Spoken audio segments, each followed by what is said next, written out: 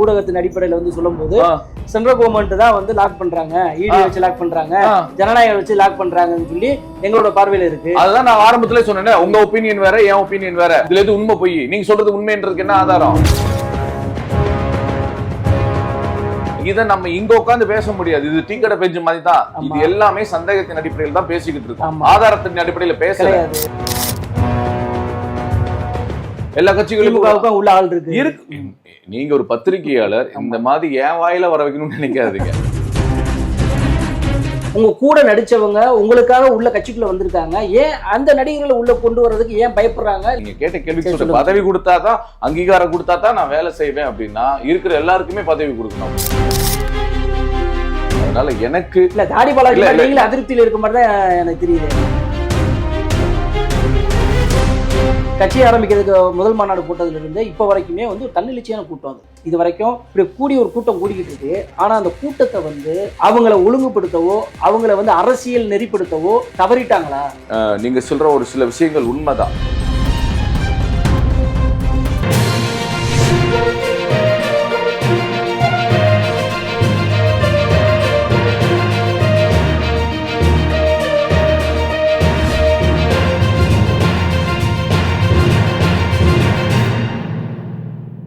பாரம்பரியமான தங்க நகைகள் வாங்க P Rathinam Chettiar and sons, Therkavani Moolaveedhi, Madurai.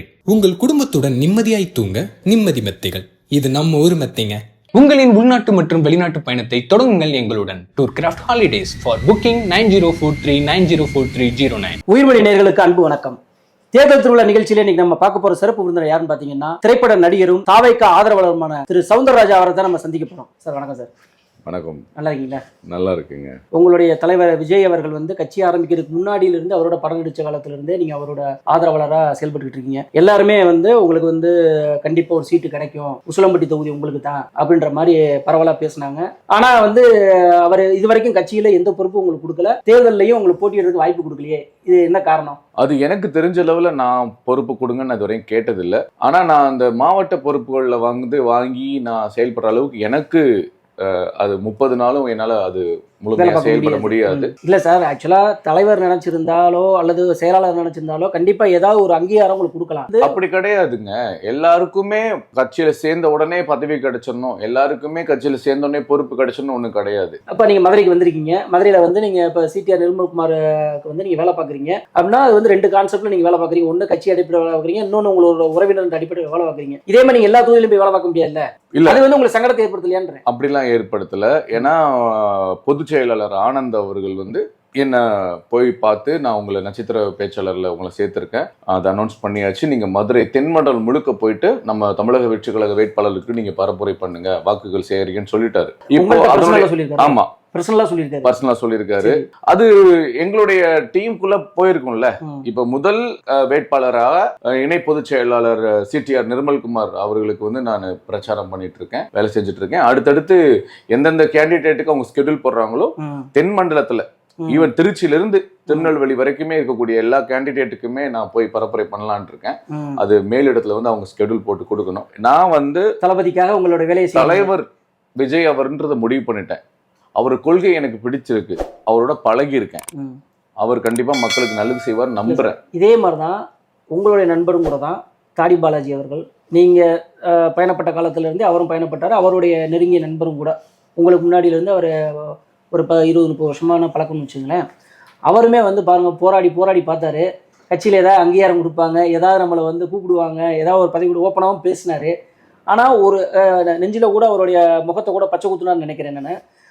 இவ்வளவு பண்ணியுமே அவர் என்ன கேட்டாரு, ஒரு அங்கீகாரம் கொடுங்க, நான் வந்து இறங்கி வேலை பார்க்குறேன். ஏன் அந்த அங்கீகாரத்தை சினிமா துறை, ஏன்னா விஜய் வந்து ஆக்சுவலா ஒரு நடிகர், அவர் உங்க கூட நடிச்சவங்க உங்களுக்காக உள்ள கட்சிக்குள்ள வந்திருக்காங்க, ஏன் அந்த நடிகர்களை உள்ள கொண்டு வர்றதுக்கு ஏன் பயப்படுறாங்க? நான் அப்படிலாம் அந்த ஆங்கிள் யோசிக்கல சார். நான் வந்து அரசியல் கட்சியை வந்து ஒரு மக்களுக்கு பணி செய்யற, சேவை செய்யற ஒரு அங்கமா தான் பாக்குறேன்.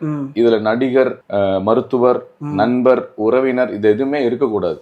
அதே மாதிரி வந்து வேலை செஞ்ச உடனே பதவி கொடுத்துடணுன்றமும் அவசியம் கிடையாது. அது என்ன, அது பதவி என்ன, அரசியல் என்பது என்ன? நான் கேட்கிறேன், அரசியல்னா என்ன? ஒரு நாட்டோட வளர்ச்சிக்காகவும், ஒரு நாட்டோட பாதுகாப்புக்காகவும், மக்களோட வளர்ச்சிக்காகவும், மக்களோட பாதுகாப்புக்காகவும் வேலை செய்யற ஒரு அங்கம் தான் அரசு அரசு அது ஏற்றது அரசியல். ஆமா, அப்படி அதுல போய் நான் பதவி கொடுத்தாதான் நான் வேலை செய்வேன். இல்ல இருங்க, நீங்க கேட்ட கேள்விக்கு சொல்றேன். பதவி கொடுத்தாதான், அங்கீகாரம் கொடுத்தாதான் நான் வேலை செய்வேன் அப்படின்னா இருக்கிற எல்லாருக்குமே பதவி கொடுக்கணும். அப்புறம் அதாவது நீங்க சொல்ற விஷயம் எல்லாம் கரெக்ட் சார். இப்ப நார்மலா ஒரு அன்னோன் பர்சன், ஓகேங்களா, அவர் இந்த விஷயத்த சொல்றாருன்னா ஓகே. இப்ப ஒரு மாவட்டத்துல ஒரு மாவட்ட செயலாளர்னு ஒருத்தர் இல்லாம அந்த மாவட்டத்தை இயக்க முடியுமா? முடியாது. கீழே கிளைக்கழகத்துல இருந்து மேல மாவட்டத்துல இருந்து மாநில வரைக்கும் இப்ப ஒண்ணும் இல்ல, புதுசா சேர்ந்தவங்களுக்கு எல்லாம் பதவி கொடுத்துக்கிட்டு இருக்காரு. மாற்றுக் கட்சியில இருந்து வந்தவங்களுக்கு பதவி கொடுத்துக்கிட்டு இருக்காரு. எதிர் முகாமில் இருந்து வந்தவங்களும் எல்லாருக்குமே பதவி கொடுத்துக்கிட்டு இருக்காங்க. நான் கேட்கறது, நீங்க அரசியல் பண்ணணும், அரசாங்கத்தை இயக்கணும் அப்படின்னா பொறுப்புன்னு ஒண்ணு இருக்கணும் சார். பொறுப்புன்னு ஒண்ணு இருந்தா மட்டும்தான் நீங்க மக்கள்கிட்ட போக முடியும். நீங்க மக்கள்கிட்ட போய் எப்படி அரசியல் பண்ணுவீங்க? நீங்க கேட்பாங்க தாவேக்கு ஆதரவாளர்னு சொல்லலாம், வேற என்ன செய்ய முடியும்? இப்ப நான் வந்து தாவேக்கு அவருடைய மாநில நிர்வாகி, தாவேக்கு அவருடைய நான் நட்சத்திர பேச்சாளர், இல்லைன்னா சினிமா சார்ந்த துறையினுடைய பொறுப்பாளர், அப்படி ஏதாவது ஒன்று சொன்னீங்கன்னா தானே உங்களுக்கு. இப்போ நீங்கள் இதில் நடிகர் சங்கத்தில் இருக்கீங்க, நடிகர் சங்கத்தில் பார்த்தீங்கன்னா இறங்கி வேலை பார்க்குறீங்க. வெறுமனையாக வேலை மட்டும் பார்த்துருந்தா உங்களுக்கு என்ன பெருசு அங்கீகாரம்? உள்ள செயற்குழு உறுப்பினராக இருக்கீங்கல்ல, அந்த அங்கீகாரம் இருந்தால் தானே உங்களால் ஸ்ட்ராங் இறங்கி வேலை பார்க்க முடியும். அதான் சொல்கிறேன், அதுக்கான ஒரு காலகட்டம் இருக்குது, அதுக்கான ஒரு நம்பிக்கை இருக்குது. இது எல்லாமே மேல் இடத்துல ஒரு ஒரு ஒரு வரையறை வச்சிருப்பாங்க, அதுக்குள்ள அவங்க பண்ணுவாங்க. அதனால எனக்கு இல்ல தாடி பாலாஜி நீங்களே அதிருப்தியில் இருக்க மாதிரி தான் எனக்கு தெரியுது. அப்படிலாம் ஒன்றும் கிடையாதுங்க. அப்போ அதிருப்தியில் இருந்தால் இந்த வெயில இங்க பாருங்க பிரச்சாரம் பண்ணிட்டு நேரம் வர்றேன், விசில் கையில விசிலோட இருக்கு. ஆமா, தொண்டை பாருங்க, வாய்ஸே மாறி போயிடுச்சு. சரி, நான் தான் சொல்றேன், திரும்ப திரும்ப சொல்றேன். சரி, எனக்கு பதவியோ பொறுப்போ ஒரு பெரிய விஷயம் அல்ல. சந்தோஷம். நான் உண்மையாக நேர்மையாக மக்களுக்காக உழைக்கிறேன். அது விஜய் தலைமையில உழைக்கிறேன். அது தலைவருக்கு தெரியும், கடவுளுக்கு தெரியும். நான் இப்ப சினிமால 16 வருஷம் இருந்திருக்கேன். 16 வருஷமா உழைச்சு 45 படங்கள் பண்ணியிருக்கேன். இன்னுமே ஒரு இண்டிவிஜுவல் சக்சஸ் கொடுக்க முடியல. கண்டிப்பா கண்டிப்பா. ஓகே, அது மாதிரி எந்த ஒரு துறையாக இருந்தாலும், எந்த ஒரு மக்கள் பணிக்குடிய ஒரு இயக்கமாக இருந்தாலும், அரசியல் கட்சியாக இருந்தாலும் தனக்கான ஒரு நேரம் வரும். அதுவரை நம்ம உழைக்கணும். ஆனால் நம்ம சுய மதிப்பீட பார்த்துட்டே இருக்கணும். அதுக்காக ரொம்ப நாளையும் நம்ம அதை ஒரு விஷயத்த நம்ம இது பண்ண முடியாது. காலம் கடந்து எந்த ஒரு இதுவும் நம்மள பயம். அதனால எனக்கு எந்த விதமான அதிருப்தியோ இல்ல அவர் நம்பிக்கையோ என்னுடைய கட்சிகள் மீதோ என்னுடைய தலைவர்கள் மீதோ எனக்கு எதுவுமே இல்லை.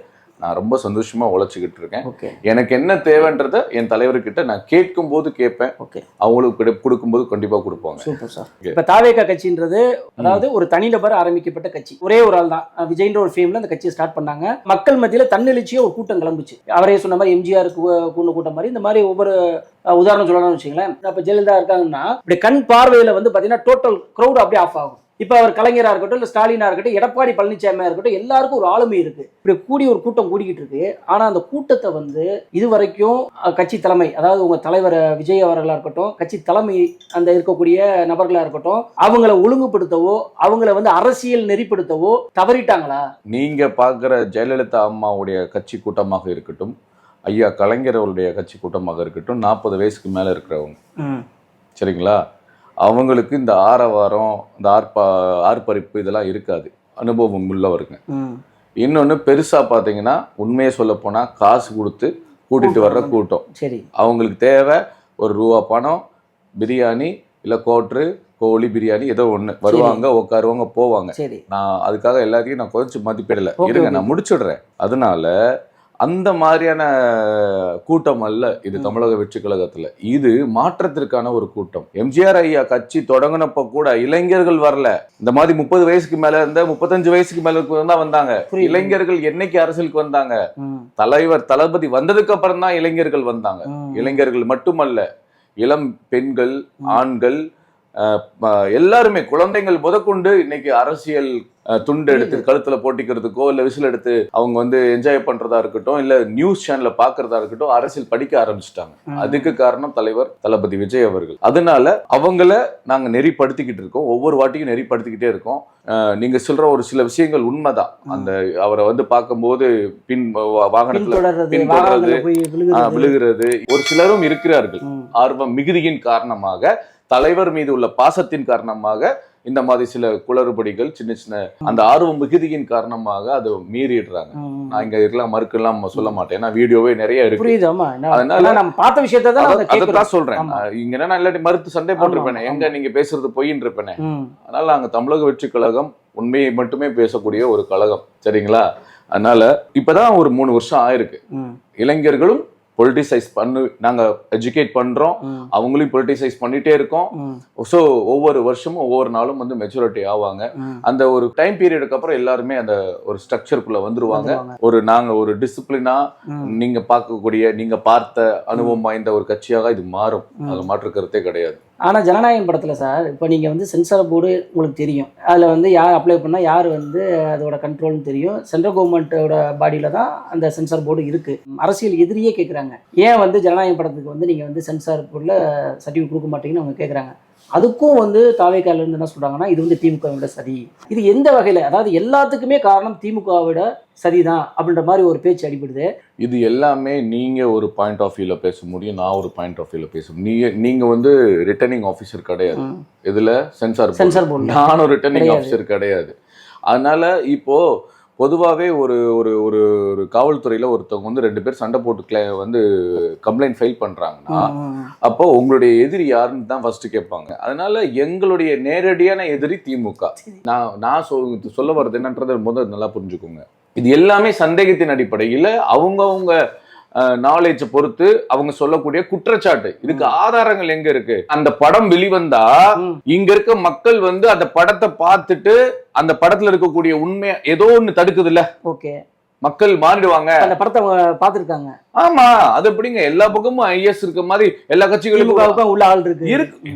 நீங்க ஒரு பத்திரிகையாளர், இந்த மாதிரி என் வாயில வர வைக்கணும்னு நினைக்காதீங்க. இது எல்லாமே அனுமானம் தாங்க.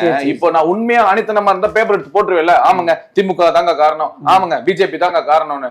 இவங்க 2 பேர்த்துல யாராவது தான் இருப்பாங்க, வேற யார் தடுக்க போறா? ஓகே. பிலிம் ஃபார்டர்னிட்டி பொறுத்த அளவுல நான் நடிகர், நீங்க தயாரிப்பாளர். உங்கள்கிட்ட நான் அட்வான்ஸ் வாங்கி, பணம் வாங்கி, சம்பளம் வாங்கி நடிக்கிற கூடியவன். என்னோட வேலை என்ன? படத்தை நடிச்சு முடிச்சு கொடுக்கணும், விளம்பரம் பண்ணி கொடுக்கணும். படம் ரிலீஸ் ஆயிடுச்சுன்னா உங்களுக்கு எனக்கு எந்த சம்பந்தமே கிடையாது, அவ்வளவுதான். படம் வந்தா பிரச்சனை இருந்தா நான் இறங்கி கொஞ்சம் சப்போர்ட் பண்ணலாம். சோ அதை விற்பனை பண்றதும் அதை ரிலீஸ் பண்றதும் உங்க கையில இருக்கு. கண்டிப்பா. ஆனா அந்த படத்தில் நடிச்சிருக்கிறது ஒரு தலைவர். ஆமா, வேற அரசியலுக்கு வராம இருந்தா யாரும் கேட்க போறது கிடையாது. வேற அரசியலுக்கு வந்ததுனாலதான் இந்த பேச்சு வருது. இந்த பிரச்சனை சொல்றேன். இதுக்கு ஒரு சிறந்த எடுத்துக்காட்டு சொன்னேங்க. அன்னைக்கே வந்து கமல் சார் விஸ்வரூப பிரச்சனை யாராவது சப்போர்ட் பண்ணாங்களா? நாட்டை விட்டே போறேன்னு சொன்னாரா? இருங்க சொன்னாரு. மத்த கட்சிக்காரங்களை யாராவது அது பேசினாங்களா? அது சினிமாங்க அப்படின்ட்டு தானே நகர்ந்து போனாங்க. அதே எங்க தலைவர் தளபதி விஜய் வந்து தலைவா பிரச்சனைக்கு போய் நின்னார்ல, சிஎம் ஜெயலலிதா அம்மா கிட்ட போய் நின்னார்ல, அன்னைக்கு அவர் சினிமா நடிகர் மட்டும்தான், அரசியல்வாதி கிடையாது. அரசியல் வேறு, சினிமா வேறுன்றத தெளிவா புரிஞ்சுக்கிறாரு. சினிமா என்பது வியாபாரம், அரசியல் என்பது மக்கள் பணி. தயவு செஞ்சு அதை புரிஞ்சுக்கோங்க. அதையும் தாண்டி அந்த தயாரிப்பாளரும் பாதிக்கப்படக்கூடாதுன்றதுக்காக தான் தன்னுடைய இப்போ இதனால விஜயண்ணனுக்கு தான் மிகப்பெரிய ஒரு இது படம் ரிலீஸ் ஆகல வந்திருந்தா கருத்துக்கள் நிறைய மக்கள்கிட்ட போய் சேர்ந்திருக்கும். See, art is a weapon. Art media is a weapon, powerful weapon. அணு ஆயுதத்தை விட பவர்ஃபுல்லுங்க ஆர்ட். அப்ப நாங்க இவ்வளவு நாள், இன்னைக்கு நான் 3 நாளா கத்தி என் தொண்டை போச்சு பிரச்சாரம் பண்ணேன். அவர் வந்து 2 நிமிஷம் சீன் பார்த்திருந்தா தமிழ்நாடே மாறி போயிருக்கான். அப்படி ஒரு நிலைமை வந்துடக்கூடாதுன்றதுக்காக திமுகவோ இல்ல பிஜேபியோ 2 பேர் சேர்ந்தோ பண்றாங்க. எனக்கு ஒரே ஒரு கொஸ்டின் தான். நீங்க வந்து இவ்வளவு நேரம் பேசுனதெல்லாம் உண்மைதான், இல்லைன்னு மறுக்க வரல. எங்க சைட்ல நாங்க கேட்கிற கேள்வி என்னன்னா, திமுகவை எதுக்குற நீங்க ஏன் பிஜேபி இந்த மாதிரி சென்சார் போல பிரச்சனை பண்ணுது, அதெல்லாம் கொடுக்க மாட்டேன், ஏன் சொல்ல மாட்டீங்க? இப்ப நீ கேள்வி கேக்குற, உங்களோட தான் நான் சண்டை போட முடியும், அதுக்காக ஓனர்கிட்ட சண்டை போட முடியுமா? யாருக்கு ஓனர்? அதுதான் சொல்றேன். இதை நம்ம இங்க உட்காந்து பேச முடியாது. இது டீ கடை பெஞ்சு மாதிரி தான். இது எல்லாமே சந்தேகத்தின் அடிப்படையில் தான் பேசிக்கிட்டு இருக்கோம், ஆதாரத்தின் அடிப்படையில பேசல. ஆதாரம் இருந்தா தான் நான் சொல்லிடுவேன். இப்ப திமுக பண்ணுதுன்னு சந்தேகம் என்னங்க? என்ன மாறி மாறி பேசிட்டு இருக்கு? இல்ல திமுக பண்ணுதுன்னு சொல்றீங்க. ஆமா, அதுக்கு ஆதாரம் திமுக தான் முதல் காரணமாக இருக்க முடியுன்றது எங்களுடைய சந்தேகம். கண்டுபிடிக்க வேண்டியது போலீஸோட வேலை. நீங்க பத்திரிகையாளர் தானே, நீங்க கண்டுபிடிங்க. நாங்க சொல்றது பொய்யா, அவங்க சொல்றது பொய்யான்னு கண்டுபிடிங்க. யார் சென்சார் கொடுக்கறது, யார் தடுக்கறாங்கன்றதையா நாங்க சந்தேகப்படுறோம்ப்பா. எப்ப எங்களுக்கு இவங்க தான் எங்க சைடுல இருந்து சொல்றோமே. இப்ப நாங்க ஊடகத்தின் அடிப்படையில வந்து சொல்லும்போது சென்ட்ரல் கவர்மெண்ட் தான் வந்து லாக் பண்றாங்க, இடி வச்சு லாக் பண்றாங்க, ஜனநாயகம் வச்சு லாக் பண்றாங்கன்னு சொல்லி எங்களோட பார்வையில இருக்கு. அதுதான் நான் ஆரம்பத்திலே சொன்னேன். உங்க ஒப்பீனியன் வேற, என் ஒப்பீனியன் வேற, உங்களோட அப்சர்வேஷன் வேற, என்னோட அப்சர்வேஷன் வேற. இதுல எது உண்மை பொய்? நீங்க சொல்றது உண்மைன்றதுக்கு என்ன ஆதாரம்? அதான் நீங்க சொன்ன மாதிரிதான். இப்ப நீங்க சொல்றது தெரியுதா? ஆதாரம் இல்லாமல் எதையும் பேசக்கூடாது, அவ்வளவுதான். அவங்க எதிரிகள் வந்து எப்படி வேணா வரட்டும். எங்களுடைய எதிரி திமுக. அவர்கள் அவர்கள் மட்டும் அவங்க மட்டும்தாங்க நான் தாவேக வளரக்கூடாதுன்னு நினைப்பாங்க. ஆமா, நீங்க சொன்ன விஜயகாந்த் வந்து திமுக தான் கட்சி ஆரம்பிச்சாரு. கடைசி வரைக்கும் அவர் உயிரோட இருக்க வரைக்கும் திமுக பக்கம் போல. ஆனா இன்னைக்கு வந்து பாருங்க கடைசியில திமுக பக்கம் போற மாதிரி தான் நிலைமை ஆயிடுச்சு. எனக்கு பர்சனலா கொஞ்சம் வேதனை அது. எங்க அப்பையும் செத்ததுக்கு கூட நான் அழுவனான்னு தெரியாது எனக்கு. எப்பயோ அந்த மனுஷன் செத்ததுக்கு நான் அழுதேன்.